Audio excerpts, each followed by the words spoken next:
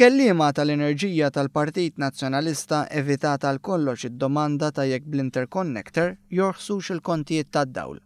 Dan wara l-istudji żvelati fl-aħħar jiem uraw li mhux il-każ u għalhekk ġabu fix-xejn argumenti tal-kap tal-Oppożizzjoni li bl-interconnector setgħu jorħsu l-kontijiet. Imma naqblu l-interconnector waħdu anke minn diversi rapporti fosthom tal-Ena Malta li ħareġ fil-2009 l-interconnector waħdu ma jraħħas il-kontijiet. Mela, illum f'dal-aħħar ġimgħat uffiċjali għoljin tal-Ena Malta stess, uffiċjali appuntati minn Gvern Laburista, ikkonfermaw illi l-interconnector qiegħed jintuża f'kapaċità ta' 80%. Bla darba din id-darba ma repetitx id-dikjarazzjoni ta' Simon Busuttil, staqsejnija kif il-Partit Nazzjonalista jaħseb li jistgħu joħsu l-kontijiet tal-enerġija wara li kien jgħid li dan mhux possibbli.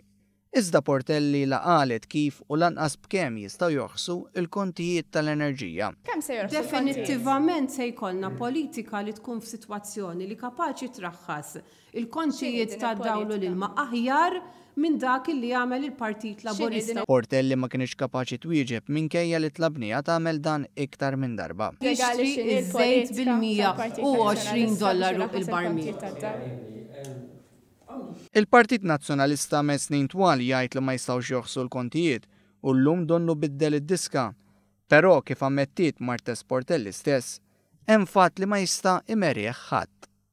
Il-verità hija illi llum il-kontijiet raħsu.